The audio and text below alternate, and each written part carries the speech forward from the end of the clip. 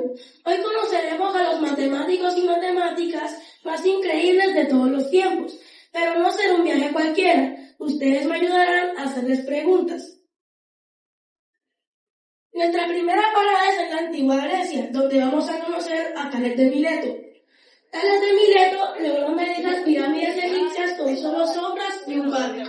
Soy Tales de Mileto, filósofo y matemático griego, nacido en el 624 a.C.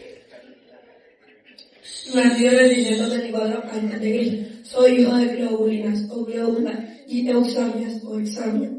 Durante mi juventud fui a Egipto y entré con los sacerdotes egipcios. Estas fueron las bases para desarrollar todos mis aportes. Mi filosofía se caracteriza por romper con las reglas de la mitología y de la religión. Mi filosofía se caracteriza por romper con las reglas de la mitología y la religión y dar paso a un pensamiento más racional y más lógico. Con este suceso se llamó el paso del mito al principio ordenador del mundo, y con esto inició la filosofía occidental. Soy uno de los primeros filósofos físicos presocráticos, que significa que fuimos los únicos que creamos escuelas con pensamientos originales e independientes. Yo fui uno de los primeros pensadores que utiliza el pensamiento deductivo y creo en la ley universal que controla y regula todo. No diferencio la filosofía de la ciencia. Mi escuela, llamada Escuela de Mileto o Jónica, fue fundada por mí, Tales de Mileto, junto a mis compañeros filósofos Ansimandro y Anximenes. Mi escuela se caracterizaba por estudiar la naturaleza y el principio constitutivo del mundo. Los físicos no están de acuerdo conmigo, mas sí están de acuerdo de que era al principio. Entonces Anaximandro dijo que era el perión. Yo, después de haber estudiado en Egipto con los sacerdotes, se me dio la curiosidad de estudiar la altura de la pirámide. Desde ese momento empieza mi primer teorema, que consiste en dos líneas secantes y dos paralelas que forman un triángulo. Las dos paralelas cortan sus lados y el triángulo más pequeño se asemeja al triángulo dado. Mi segundo teorema se basó principalmente en la geometría, con sus triángulos, rectángulos y ángulos escritos en este. Yo deduje que con un triángulo, una circunferencia, como lo pueden ver aquí, si está alcanzando, con una circunferencia, un triángulo, se forma el diámetro y al mismo tiempo en este se forma un ángulo de 90 grados. Muchas gracias. Como podemos ver, Mileto decía que todo lo ocurrido en la naturaleza se podía demostrar con razones y no solo con mitos. Les tengo una pregunta a ustedes. ¿Alguien sabe en qué continente se encuentra la antigua Grecia? Ahora tengo una pregunta a Tales de Mileto. Tales, ¿cómo lograste medir las pirámides? Fácil, midiendo mi sombra y comparándola con la de la pirámide. Muchas gracias. En nuestra segunda parada nos vamos al Antiguo Egipto. Aquí conocemos a Hipatia de Alejandría. ¿Pero qué es esto? ¿En qué año estoy? Estoy perdida. Ah, claro, entré por aquí. Estamos en el año 355. Buenos días, soy Hipatia, la hija del pensador y filósofo Teón de Alejandría. Mi padre, como filósofo que era, siempre me enseñó su arte del pensamiento. Por ejemplo, todo lo que tenía que ver con el conocimiento, el pensamiento crítico y las ideas de la razón. Todo está ambientado a eso y por eso desde muy pequeña siempre me interesó el ámbito de la filosofía. Bueno, no se sabe exactamente en qué año nací, pero se dice que nací entre el 350 y 370 después de Cristo.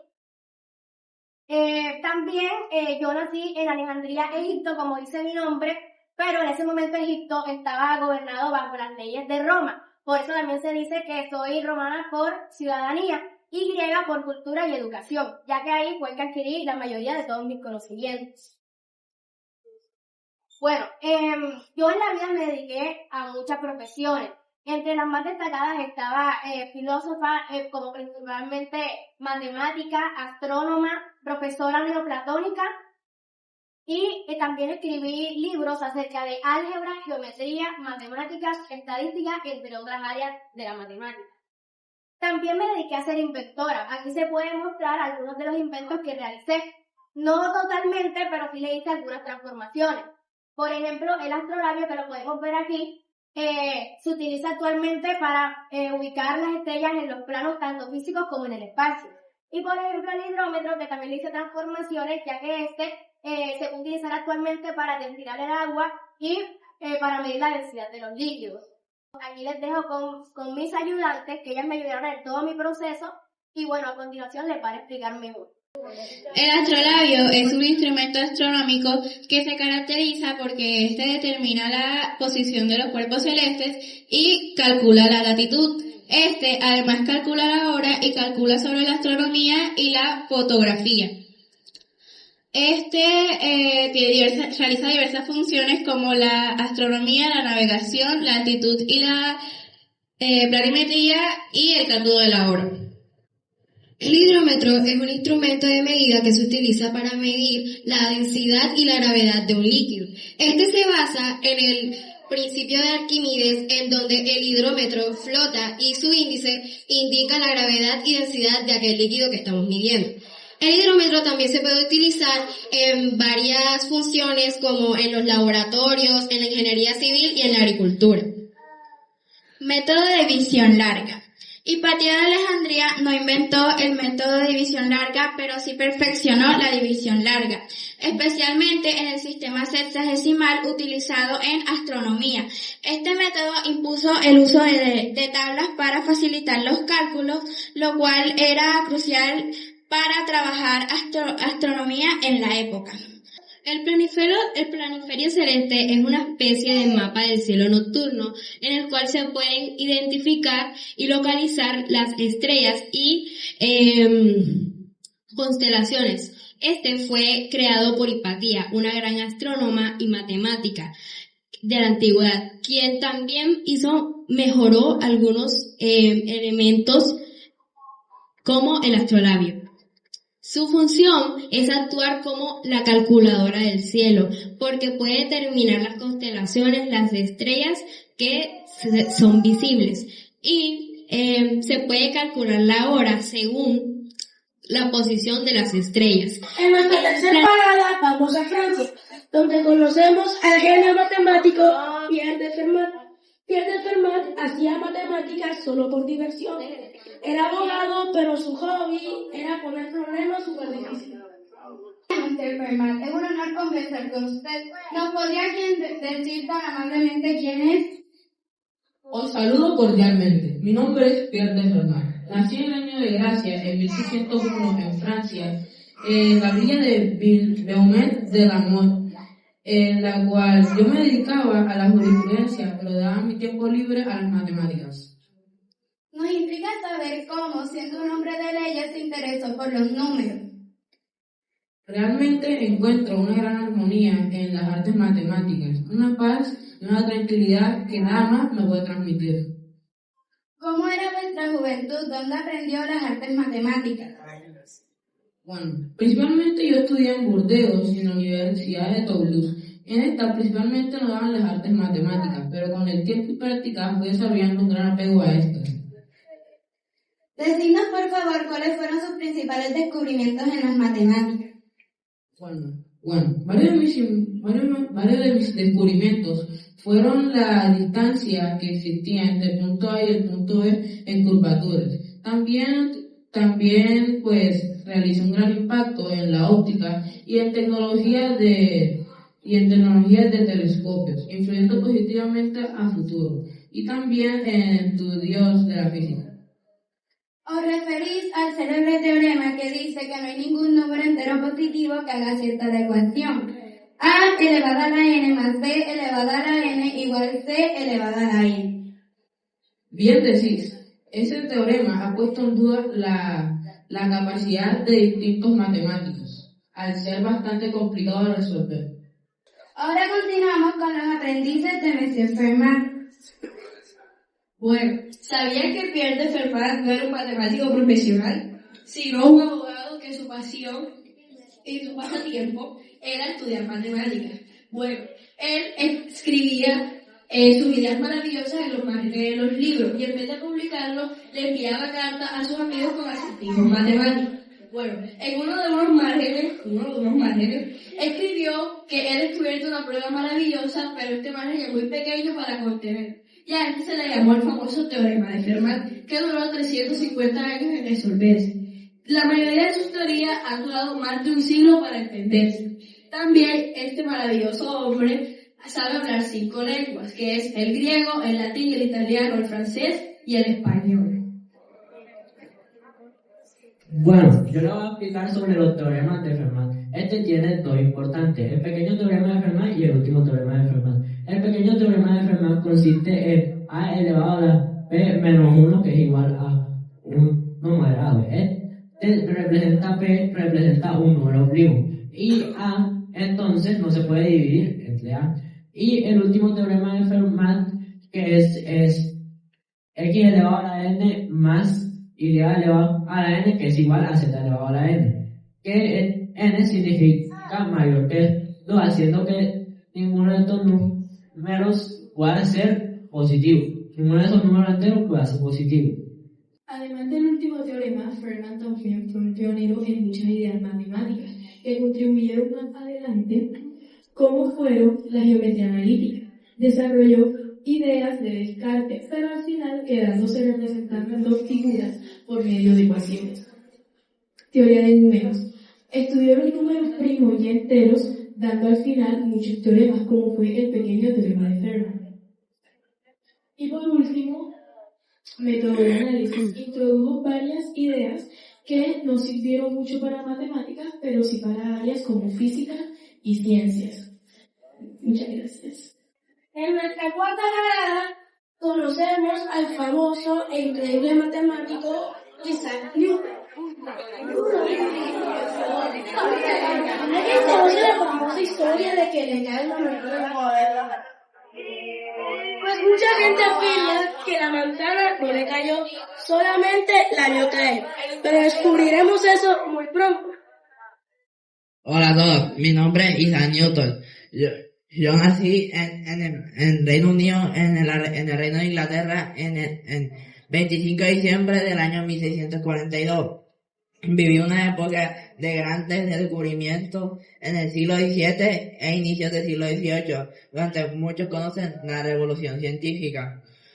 Fui matemático, científico y también inventor.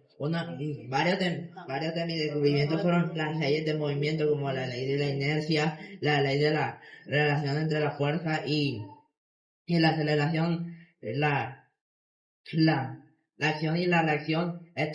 Estas leyes describen cómo se comportan los objetos en movimiento y cómo interactúan entre sí. También está la ley de la gravedad. Esta explica cuando los objetos caen al suelo y se atraen con otros. Esto es una fuerza universal. Mis aportes a las matemáticas fueron el cálculo, que es una matemática que se usa para resolver problemas difíciles como movimiento de los planetas o velocidad. También trabajé con series numéricas y un teorema llamado teorema de binomio. Sé que suena difícil, pero esto ayudó a que otros científicos pudieran seguir descubriendo. Bueno, algunos descubrimientos de Isaac Newton aportaron a la ciencia, a la filosofía, a la física y hasta la arquitectura. También en la astronomía. Isaac Newton tuvo una frase que decía: si he logrado ver más lejos es porque me he subido en hombros de un gigante. Esta frase quiere decir que gracias a algunos descubrimientos de otros científicos o otros filósofos apoyaron a Isaac Newton a descubrir otras cosas. Y en nuestro stand tenemos una máquina del tiempo, como pueden ver, donde pasarán una increíble historia con Isaac Newton y una actividad lúdica. Bueno, yo les voy a hablarles los materiales que usamos en nuestro proyecto. Nosotros utilizamos relojes antiguos, como pueden ver por acá, cuadros antiguos y colores representativos de la época, y paredes de vinilo. Y por aquí tenemos un lugar donde puedes tomarse una foto y llevarse un lindo recuerdo sobre nuestro trabajo. Voy a hablar sobre un libro que creó Isaac Newton, que se llama El libro de los principios matemáticos de la filosofía natural, y les voy a explicar cómo se hace o cómo se resuelve un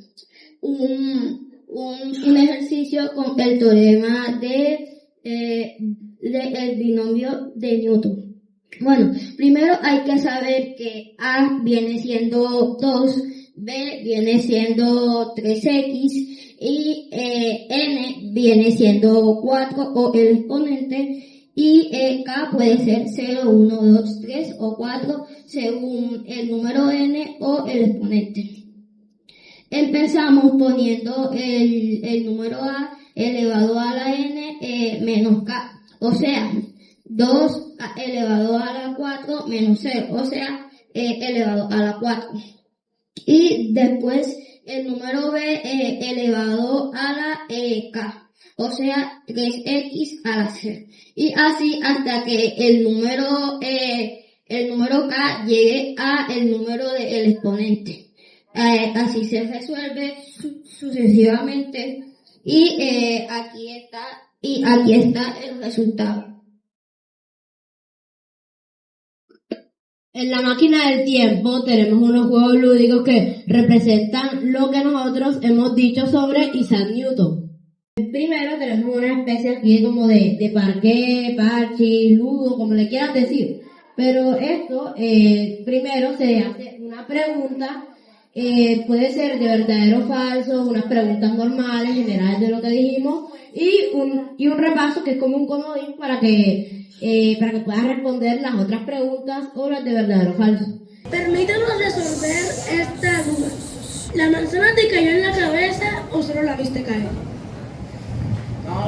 No me cayó, pero me dio hambre y muchas ideas. Muchas gracias, niña. Volvemos a Francia, donde conocemos a esta grandiosa mujer matemática llamada Sophie Germain. Ella usaba el nombre hombre falso para enviar sus trabajos y poder estudiar matemáticas. Pero ustedes, ¿cómo creen que estudió si no la dejaban entrar a clases? Buenos días, mi nombre es Matías Samuel y hoy con mi grupo les vamos a hablar sobre Sophie Germain. Soy Sophie Germain, una matemática, física y filósofa que vivió desde 1776 a 1831. Nací en París, Francia, en una época de grandes cambios sociales y políticos. Fui hija de Ambrosio Francois Germain. Mi padre fue una figura política importante, llegando a ser el director del Banco de Francia, lo que nos proporcionó un establecimiento económico estable. Desde mi niñez quedé fascinada por los libros de la biblioteca de mi padre, especialmente uno sobre la historia de la muerte de Arquímedes. Por mi camino me tropecé con el libro La historia de las matemáticas de Jean-Étienne Montoucle. La historia de matemáticas y el libro de Arquímedes me inspiraron tanto que decidí que las matemáticas serían mi vida sin importar los problemas.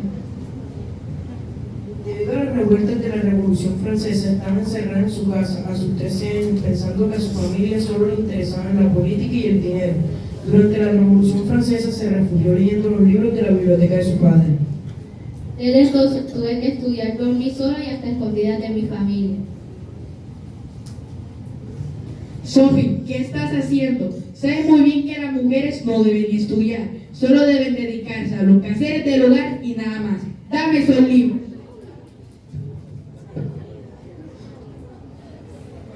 Cuando mi padre abandonaba la habitación, yo sacaba otras velas que tenía escondidas y las usaba para estudiar, y así estudié por muchos años. En 1794, cuando Sophie tenía 18 años, se creó la Escuela Politécnica de París, lo cual era una oportunidad perfecta para estudiar, por fin, matemáticas. Sophie intentó estudiar ahí, pero la institución no admitía mujeres. Como no me aceptaron en la escuela de matemáticas, yo me apropiaba de los apuntes de la gente y me los iba a estudiar yo solita, hasta que conseguí los apuntes del curso de Joseph Louis Lagrange, que era uno de los matemáticos más reconocidos en mi época. Para poder compartir con él mis apuntes, tuve que enviarle cartas bajo el nombre de Lagrange, que era un estudiante de Joseph que ya había fallecido. Oh, Lagrange es realmente una mujer. Voy a enviarle una carta. Voy a enviarle una carta para felicitarla por su trabajo e invitarla a seguir estudiando y dando estos aportes para las matemáticas. Voy a proponerle ser su mentor. En 1801 llega a las manos de Sophie el libro de distribuciones aritméticas, escrito ni más ni menos por el famoso matemático Carl Gauss. Quedé tan fascinada con el libro de Gauss que decidí dedicarme al estudio de la teoría del número, que es una rama de las matemáticas que estudia las propiedades de los números. Para poder compartir mi trabajo con Carl Gauss, decidí enviarle cartas bajo el seudónimo de Lagrange, porque si pensaba que la que le enviara la carta a una mujer no se iba a interesar en leerlas. Acabo de recibir una carta de Lagrange, donde nos muestra que x a la p más y a la p da resultado a z a la p. Esto es muy interesante. Voy a hacer que Lagrange se reúna con nosotros en nuestro grupo de matemáticas. Ahora nos vamos a Alemania, donde conocemos a Emil Noether. Emil Noether trabajó mucho para conseguir su trabajo como profesora. Bueno, mi nombre es Amelie Emil Noether, nací el 23 de marzo de 1882 y tuve una familia judía con gran influencia matemática. Se puede decir que yo viví en un periodo muy turbulento para la historia, ya que presencié el régimen de Hitler, la Alemania imperial y pues eso. Entonces, durante mi vida ocurrieron grandes cambios políticos, sociales y científicos como la Revolución Rusa, la Primera Guerra Mundial y el auge del fascismo. Aunque en mis principios obtuve un certificado para enseñar inglés y francés, la verdad mi pasión eran las matemáticas. Pues las mujeres en ese tiempo no teníamos permitido estudiar, por eso yo empecé mis estudios como oyente en la Universidad de Erlangen. Luego, más tardecito, obtuve un doctorado en 1907 gracias a mi tesis sobre variantes algorítmicas. Durante varios años trabajé sin ningún pago y eso fue hasta 1915 que David Harbert y Felix Klein me invitaron a la Universidad de Göttingen. Aquí primero no fui reconocida oficialmente y luego fue en 1919 que obtuve mi habilitación. Debido a mi origen judío, pues en 1993 fui expulsada de mi hogar, por lo que fui exiliada a los Estados Unidos. En donde trabajé para un colegio y empecé a dar seminarios hasta mi muerte en 1935. Yo creé el teorema de Noether que establece que cada simetría relacionada con las leyes de la física implica la teoría de la conservación. Y gracias a ese teorema hoy sirven tecnologías como lo son el GPS. Bueno, sí, el GPS tiene correcciones del tiempo basadas en la teoría de mi conservación que yo misma hice. Tampoco te olvides de los anillos newtonianos. Los anillos newtonianos son estructuras matemáticas que se encargan de definir toda una sola información para que sea más fácil de comprender y que sea de cantidad finita. Esto es muy bueno debido a que hay algunas veces en las que esto evita que ocurran procedimientos en los que se den resultados infinitos. Es por esto que los anillos newtonianos reciben el nombre del error de Emil Noether y hacen parte de la álgebra moderna. Así es. Y yo quiero añadir algo más. Tu método enzimático cambió el enfoque de las matemáticas. Hoy, gracias a esta visión estructural, áreas como la geometría geometría algebraica, la topología algebraica e incluso la teoría de categorías se conocen, existen como hoy la conocemos. Además, tus ideas se utilizan en programas de arquitectura como los AutoCAD y en motores de videojuegos, donde las simetrías que tú estudiaste hacen que los movimientos se vean más realistas. Bueno, ahora les voy a explicar el juego que tenemos nosotros. El juego se llama Conociendo a Emmy Noether. Este es parecido al caso de una estrella, pero tiene diferentes objetos adaptados a la época y relacionados con los hallazgos de Emmy Noether. El objetivo es que ustedes queden con el aprendizaje de todos los conocimientos y hazañas que ha cometido Emmy durante su vida. Podemos encontrar una serie de objetos diferentes como los anillos notorianos, el GPS, la simetría temporal, el doctorado, entre otros. La persona debe escoger alguno de estos objetos y cada uno de estos tiene un número. Este número representa una pregunta y si la persona responde bien la pregunta, se le dará un dulce. Estados Unidos, donde vamos a conocer a la Catherine. Hola, mi nombre es Catherine Johnson, nacida como creola Catherine Coleman. Soy una matemática, física y científica estadounidense, nací el 26 de agosto de 1918 y viví hasta los 101 años, falleciendo en el 2020. Aunque la mayor parte de mi vida y carrera se desarrollaron durante el siglo XX, mi legado es atemporal. Yo nací en una pequeña ciudad de Virginia Occidental. Desde muy pequeña fui una mente muy curiosa y brillante. Las matemáticas me fascinaban. Los números tenían un lenguaje natural que yo podía entender muy fácil. Mis padres creían firmemente en la educación y me animaron a perseguir mis sueños, incluso si la sociedad de aquella época no siempre se lo ponía fácil a una niña negra. Me gradué de la secundaria a los 14 años y me inscribí a la universidad a los 15, un logro poco común en aquella época. Me gradué de summa cum laude en matemáticas y francés. En 1953 entré a trabajar al Centro de Investigación Langley de NACA, actualmente la NASA, donde fui una de las primeras mujeres contratadas como computadora humana, un término utilizado para aquellas personas que pueden realizar cálculos complejos a mano. Mis trabajos no fueron simples cálculos, también fueron cruciales para asegurar el éxito de las misiones espaciales de los Estados Unidos. Fui la primera persona en calcular la trayectoria del primer viaje espacial tripulado de los Estados Unidos, la misión Freedom 7, que llevó a Alan Shepard al espacio en 1961. El astronauta John Glenn me pidió específicamente que rectificara los cálculos de la computadora eléctrica para realizar su misión orbital lunar en 1962. Aplicaciones prácticas de Catherine Johnson. Los cálculos de Catherine no eran simplemente números escritos en una hoja, eran la diferencia entre el éxito, el fracaso y la vida y la muerte. Sus principales contribuciones fueron las navegaciones espaciales. Los cálculos y las fórmulas de Catherine fueron súper importantes debido a que con ellas los astronautas podían explorar el espacio, orbitar la Tierra y regresar a salvo.